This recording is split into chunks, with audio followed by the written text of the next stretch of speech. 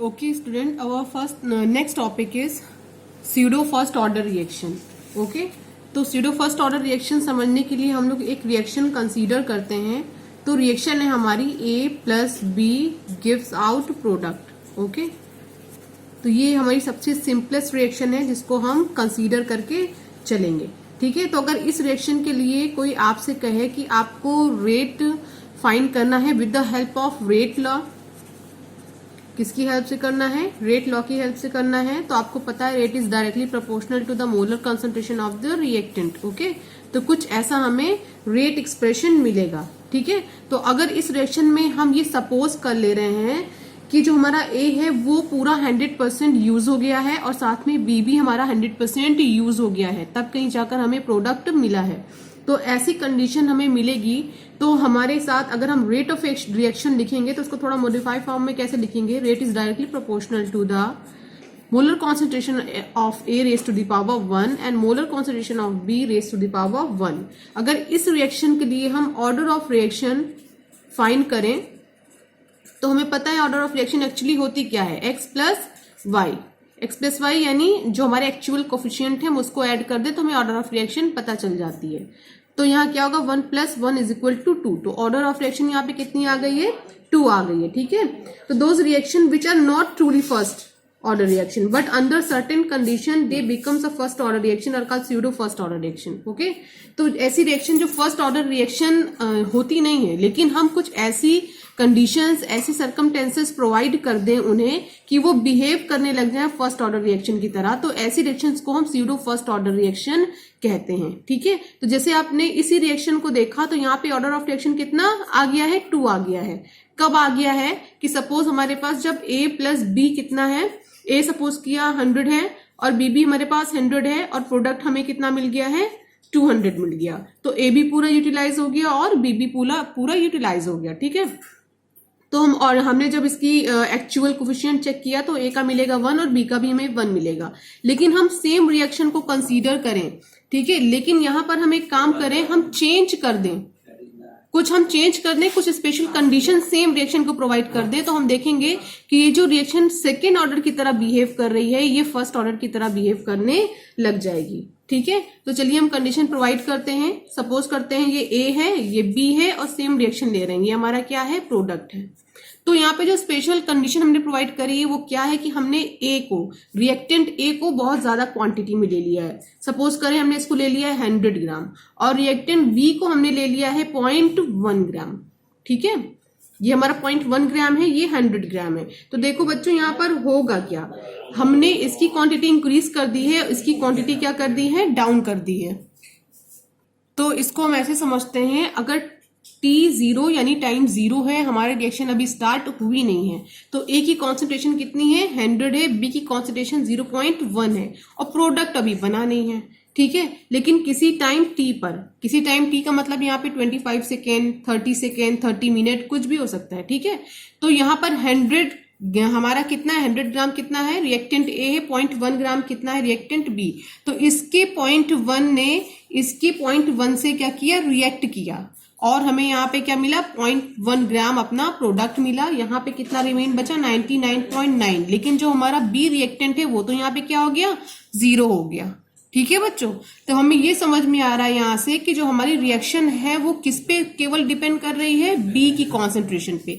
ए की कॉन्सेंट्रेशन पे तो कोई खास फर्क पड़ा ही नहीं. देखिए कोई खास फर्क नहीं पड़ा, 0.1 का फर्क पड़ा, लेकिन बी की कॉन्सेंट्रेशन तो यहाँ पे 0 हो गई.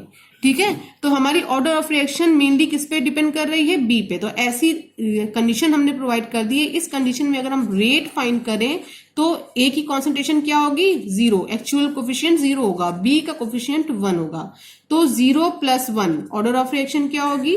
0 प्लस 1 इक्वल टू 1. देखिए ये रिएक्शन हमने जब कंडीशन चेंज कर दी तो फर्स्ट ऑर्डर की तरह बिहेव करने लग गई. ठीक है, अब आप इसको समझने की कोशिश करिए जो एनसीईआरटी में दिया गया है एग्जाम्पल, उसके थ्रू. ठीक है, तो example is during the hydrolysis of ethyl acetate. ठीक है, तो ये एग्जाम्पल हम लेंगे. During the hydrolysis of ethyl acetate हमें ऐसी कुछ कंडीशन देखने को मिलती है ये हमारी होनी चाहिए सेकेंड ऑर्डर रिएक्शन, बट ये रिएक्शन कुछ स्पेशल कंडीशन में फर्स्ट ऑर्डर की तरह बिहेव करती है। ठीक है, तो इसको हम समझते हैं। सबसे पहले रिएक्शन लिखते हैं। तो रिएक्शन है हमारी CH3COO C2H5 प्लस H2O, और हमें प्रोडक्ट मिलेगा CH3COOH प्लस C2H5OH। ठीक है, तो जब ये इसकी हम एथाइल एसीटेट का हाइड्रोलिसिस करते हैं तो हमें यहाँ पे कंडीशन प्रोवाइड क्या करनी है, हमें लेना है यहाँ पे एथाइल एसीटेट 0.01 मोल। ओके, और वाटर की क्वांटिटी हमें यहाँ पे ज्यादा लेनी है। हम ले रहे हैं एथाइल एसीटेट 0.01 मोल और वाटर हम ले रहे हैं यहाँ पे 100 मोल। तो यहाँ पर कॉन्सेंट्रेशन हमने ले ली है 10 मोल।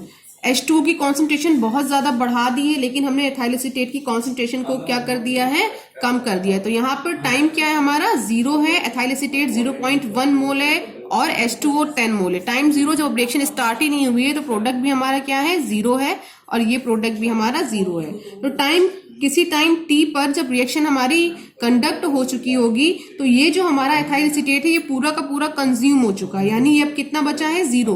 प्रोडक्ट हमारा क्या बन गया है, 0.1 मोल। ठीक है, ये भी प्रोडक्ट कितना बन गया, 0.1 मोल। और लेकिन हम देखें H2O हमारा कितना कंज्यूम हुआ है, तो H2O केवल हमारा 9.9 मोल ही कंज्यूम हुआ है। तो इसकी कॉन्सेंट्रेशन में कोई खास इफेक्ट नहीं पड़ा, लेकिन एथाइल एसीटेट तो हमारा पूरा का पूरा खत्म हो गया। तो अगर हम पहले जब हमने रिएक्शन स्टार्ट नहीं करी थी तब अगर हम इसका देखें रेट, तो क्या निकलता है, rate is equal to K CH3COO C2H5 concentration H2O concentration. तो रेट हमारा क्या आना चाहिए, एक जनरल वे में ये आना चाहिए, लेकिन यहाँ पर इसकी कॉन्सेंट्रेशन को हमें क्या करना पड़ेगा, कांस्टेंट लेना पड़ेगा, क्योंकि इसके ऊपर कोई खास इफेक्ट पड़ा नहीं है। तो रेट हमारी क्या होगी, rate is equal to K, किस पे केवल डिपेंड करेगी, COO C2H5। ठीक है, कॉन्सेंट्रेशन का सिंबल लगा देते हैं।